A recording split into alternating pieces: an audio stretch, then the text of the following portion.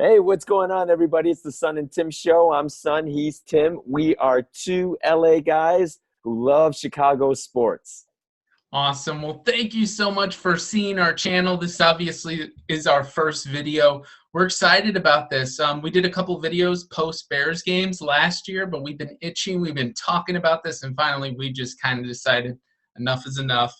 So hopefully we get videos out to you every week Yes. regarding Chicago sports, especially the Bears, since there's a lot of drama going on. But we're two dads, we're two husbands. Who knows what's going to happen? We're going to have a good time. Yeah, anything goes, guys. So be prepared. All right, so Awesome. so Tim, why don't you start us off? What do you want to talk about? What's the first? Let's talk about how we feel regarding this Bears-Packers game. Talk to me, man. Talk to me. Oh my God. All right. Well, first of all, as I pull up some little notes I have regarding this game was the beatdown in Green Bay, and we were beat down. And I mean, I'm sure whoever's watching have seen articles upon articles on how much we sucked. And listen to Chicago sports radio, listen to national radio, listen to national TV on how kind of the Bears are the embarrassment of the NFL right now. Kind of sad. As a Bears fan, it's just, listen, we talked about this. Like, it's just so hard to go in a game like this and think, okay, let's lose for draft position. We're 5-5. Really, like we said, this is a travesty of the NFL that the Bears are 5-5. 5-6. Oh, see, I don't know. It's a travesty of the NFL. There's so much losing that's been going on since we've been 5. I get it.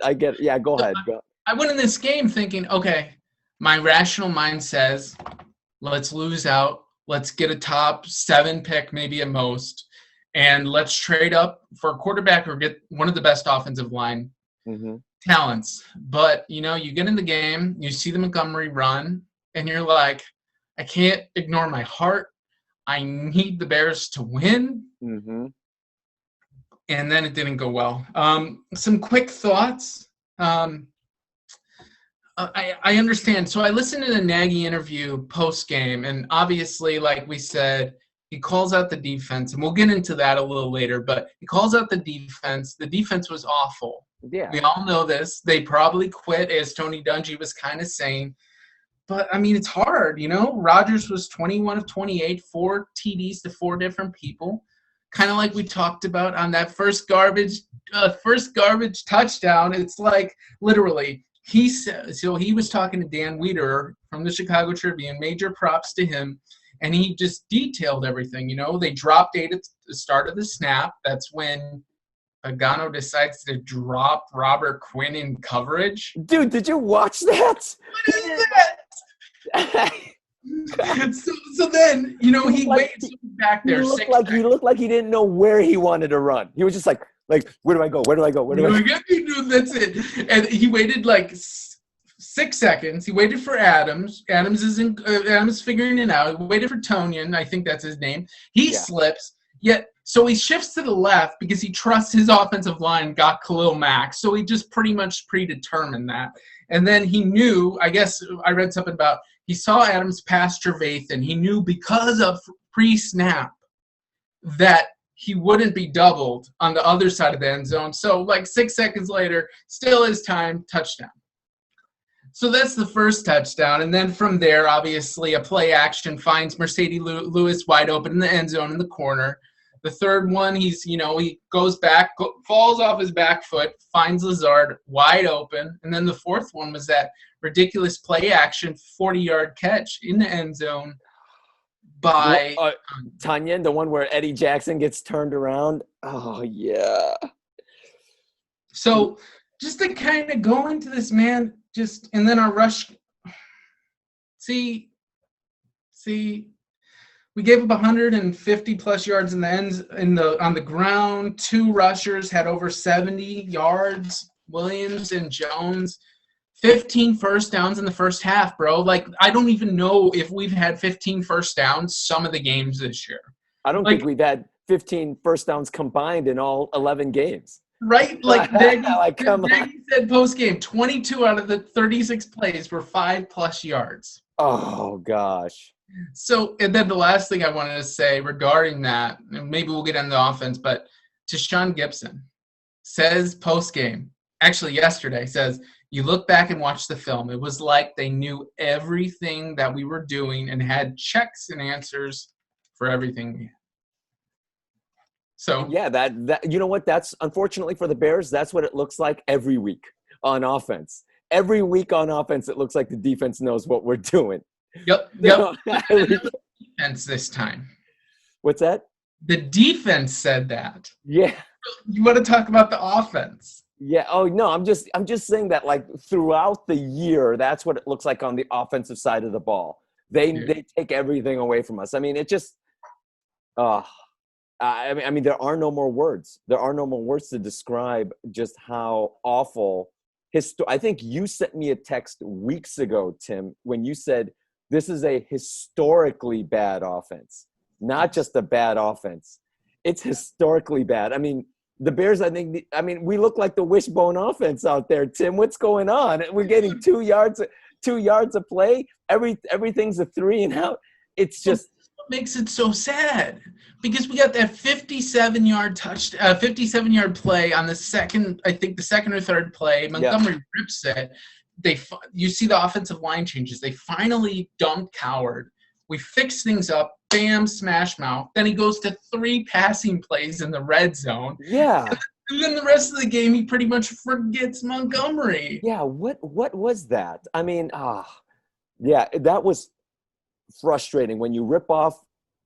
Montgomery rips off a 57-yard run, 1st and goal, doesn't give him a carry to finish off that run. How about Robinson can't catch a pass when it's double when he's contested? Yeah, he couldn't come down with that ball. Cole Kmet couldn't come down with that ball. I tell you what, he's another guy.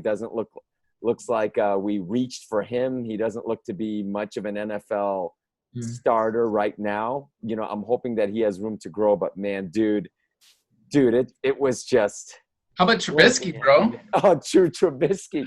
Look, man. Okay, I know. Look, you've loved Trubisky this whole time. I haven't been sold on Trubisky. Hey, there you go. Look, man. I'm embarrassed to wear it. Look, he looked a little bit better than what we're used to seeing. I mean, he looked better, but it was still a lot of the same. I mean, bad throws. I mean, he couldn't hit a 3-yard out to Allen Robinson, who was wide open. I mean, he threw it at his shoelaces. I mean, well, what about those 2 interceptions in the double and triple coverage? Oh gosh, and Matt Nagy says, "Look, we got to take a shot. We got to take a shot." It's like, that's your shot. Let's take the shot when there's 3 guys on him. I mean, come on. Look. I mean, you could tell there's just. It's so dysfunctional. It's going south quick. And I've said it before as a Bears fan. We could go 2-14, but if those 2 wins are against Green Bay, I could see how that's salvageable. But this is the oldest rivalry in the NFL, Tim, and it hasn't been a rivalry for the last 30 years. So well, we talked about this. Like, isn't it? I forget the stats. My bad, guys. But wasn't it like 81? Bears wins to 57 at one like point. That. Yep. And now it's like 100-95 Packers lead. Yeah. I mean, that's what having Brett Favre and Aaron Rodgers would do. So, in any case, look, I mean, who's to blame, bro? Yeah, there's plenty of blame to go around for all of this. Yeah. Right? Plenty of blame. I mean, so who do you blame for all of this? You first. Me first? Oh, dude. Well, first of all, I got to put some of the blame on your boy, Mitch Trubisky. Okay, look, man. He was a 2nd pick in the draft. Looked like he had so much potential after that first full year as a starter under Nagy's system. And then it just went. Especially the playoff game. Yes, the playoff game where he actually led them to that game-winning field goal attempt. And then everything since then has gone straight off a cliff, Tim. It's like, I don't even know what happened, but you have to put a lot of the blame on him. His play has just been poor, and a lot of it, you could say it's the play calling or whatever, but he just doesn't look comfortable back there for a lot of these games. So he looks like a one-read quarterback. And you know, half the field, one read. Yeah. yeah, I mean, it just doesn't. He just doesn't look good out there. But I guess more broader speaking, you have to go with ownership and you have to go with Ryan Pace. I mean, they just have not brought in. Look, I loved some of the moves he's made. You know, bringing in Khalil Mack's been great. Allen Robinson might be the best Bears receiver we've ever had. Right. But let's face it, there are far more whiffs than home runs. That's something we talked about yesterday. Like, I'm going to write an article about this for the Turf Sports to put that, So yes. We're going to write an article. I'm going to write that article, and I was kind of looking at each year. And I'll just go briefly into this. Pretty much, I looked at 68 signings, and this is all my opinion. And we kind of talked about it too. In my opinion, out of the 68 signings, he hit on about 28 players. And this is drafted players and free agents. He busted on about 40%. That's a 40% whiff rate. I mean, if you look at it, like 2015, one player still on the roster, really, in Eddie Goldman. He got a compensatory pick for Amos. But, I mean, look at that. Eddie Royal bust. Pernell McPhee looked good, but he's a bust. Antrell Roll was a complete bust. Alan Ball, who knows who he is. Who's that guy? He was a Bear? 2016 was a little better. They got Hicks, Trevathan, Kwiatkowski, Whitehair, Bush. I mean, really one late pick, though, in Kwiatkowski, maybe Bush. 2017 was a complete bomb. Glennon, Victor Cruz, Marcus Wheaton. Cooper. Marcus Wheaton. And then Trubisky, and then Shaheen at 44. I mean, yes, you did get Jackson and Cohen. Oh, man. And 2018, trade up. So then let's attack the fact that he keeps trading up. He trades up for Floyd. He trades up for Miller, who looks like a bus. Sorry.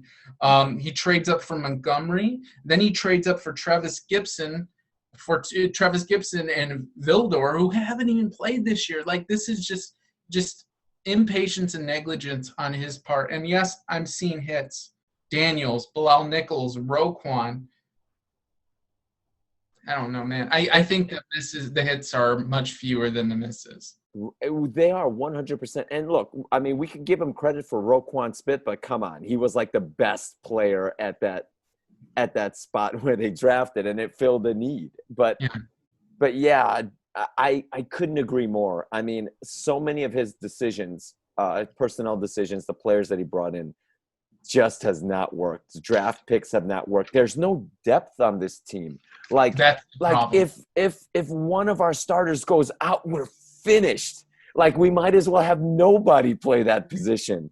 It's what it feels like. The negligence of one offensive tackle drafted in his time, one quarterback drafted. I mean, it's his fault. I mean, he said that Juan Castillo would be such a good hire for the team. Exactly. How much of this do you think falls on the coaching staff? Oh, yeah, a lot. I mean, you kind of saw it. You saw a post game. I mean, the next day, Nagy starts the interview pretty chill. I mean, he was pretty factual, and then he got personal. He calls up.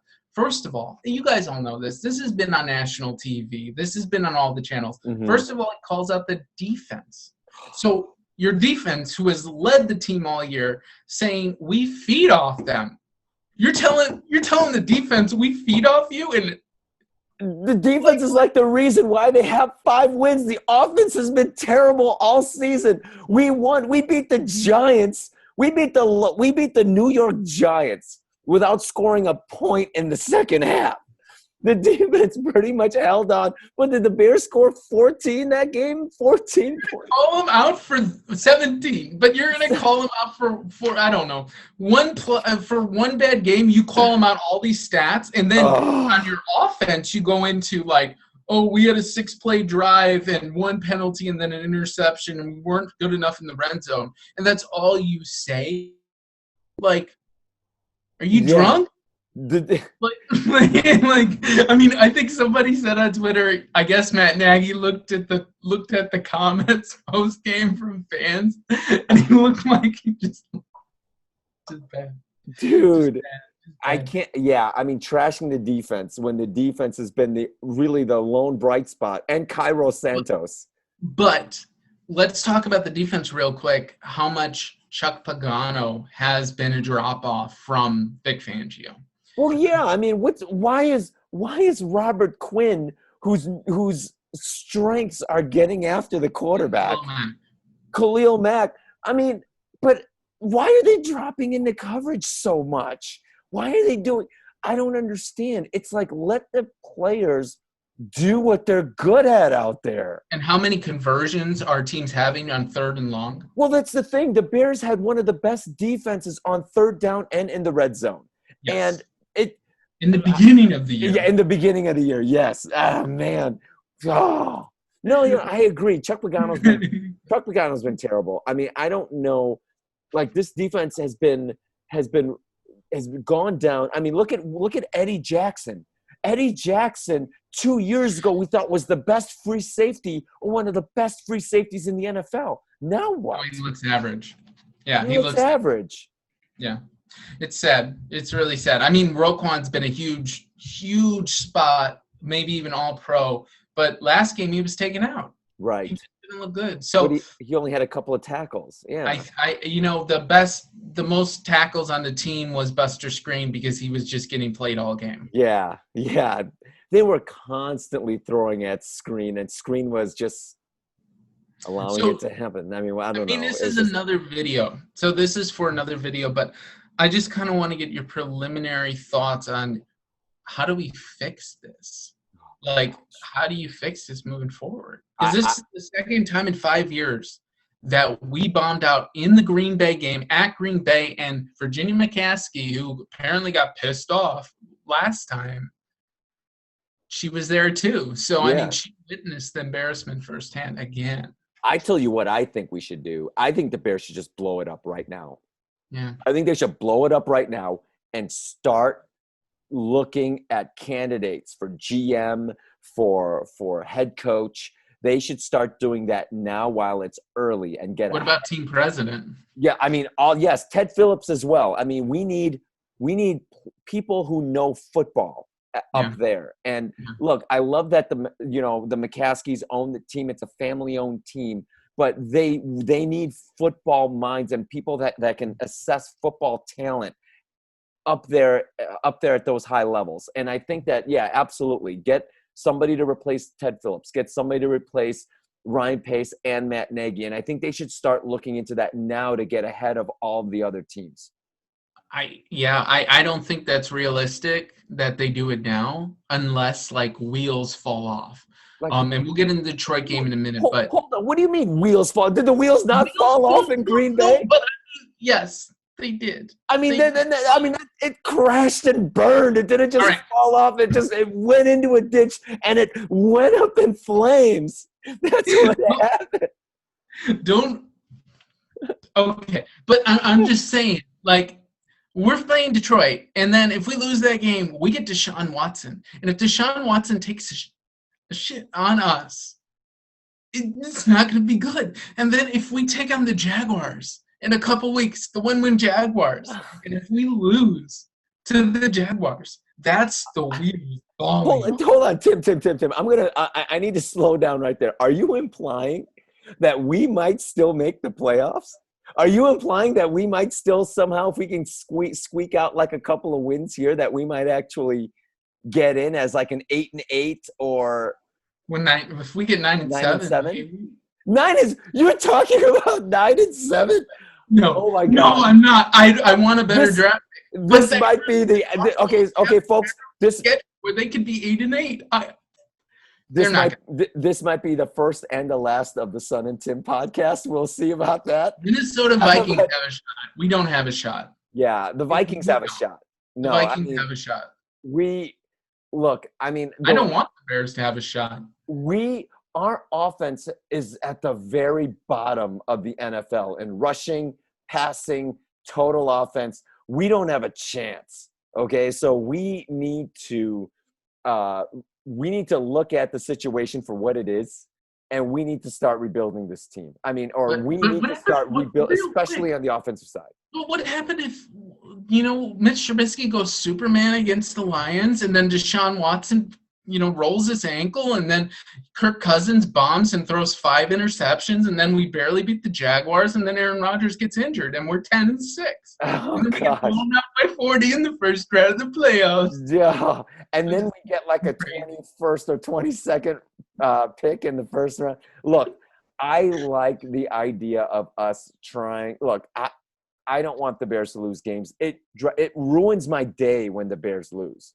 So, but look, at this point, I mean, look, I think the only choice is to look to the future, right? We have to. You can't win without a quarterback, man. Yeah. Or, look to 2022 for a quarterback and build up your line and build up your team in 2021. It depends on if people get fired, what is their view of this team? Do they view somebody like a Justin Fields who could fall past 2? Do they view a Zach Wilson who looks just throwing off platform, looks awesome? Could they trade up? Let's say they get the 8th or 9th pick. Could they trade up to 5 and get him? They can, but I hope so, do they yeah. want a more future? That's a question. Or do they want to wait till if they get the 10th pick, do they want to wait? Do they decide they want Mac Jones, somebody like him? Or do they just say, hey, let's get an offensive tackle? There's just a lot of questions, and we'll get to it more as these podcasts and videos evolve. Good. Yes, 100%. So really quick then, let's move on. Let's talk about this game on Sunday. What are your first thoughts about Bears and the Matt Patricia-less Lions? Talking a lot, bro. What's your thoughts? Look, I personally think that the Lions are fired up because they fired their head coach. The team looks fired up. They've had 2 weeks to prepare. They kicked our butts in week 1, and we're 1 drop pass away from losing that game. I think the Bears come out and lose this one again. Look, man. Both teams lost 41-25 in prime time last week. It's 41-25, both teams. Yeah. I mean, there hasn't been anything that has shown us that the Bears can move the football. So of course I'm going to think we're going to lose this game. And if the defense does what it does again, or even a little bit of it, I mean, we know that Stafford and those guys can throw the ball. We know they can move it. We know they could score. So, I mean, what happens when we get down by 7 or 10? This time, it's not week 1 anymore. Well, you got to remember, there's Trubisky against the Lions. That's the concern, right? So this is real quick. Trubisky against the Lions. What is he? 3-4, like 4-0. He's throwing for over 200, 250 yards. He hasn't really thrown any interceptions. However, that was against Patricia, who only really went man-to-man against him. So Trubisky devoured the man-to-man. Mm-hmm. He's probably going to put zone. I mean, like Akuda, I think he's out, their first-round pick. So they don't have any choice. They don't want to put, terrible corners against Robinson and Mooney. So they're going to go probably in zone. Trubisky's not going to be smart enough to, I hope he is. But he's, we talked about it. He can't really read the field too well. And I could just see Stafford pick apart the Bears, especially, like you said, a riled up, ready to go Lions team, hopefully, just like the Falcons who beat the Lions and just like the Texans coming off their coaching change. Hopefully, we're in another place where we can actually watch the Lions to win. But I think, I don't know. I'm leaning towards a Bears loss, but I can see them win. Yeah, I'm leaning towards a Bears loss myself. And I think a lot of it might even have to do with the fact that Matt Nagy was calling out the only thing that has been good for the Bears all season, which is the defense. I can clearly see the defense kind of, maybe giving up more points than they normally do, I mean, I don't understand. Injury report. I don't understand why you throw the defense under the bus when they've been like your lone bright spot. I mean, Cairo Santos, love seeing him kick field goals. But again, I mean, it's the offense that's the problem. The Bears could be offensive guru. The Bears with this defense, if they had a decent offense, then the NFC's wide open at that point. But the Bears are dead last.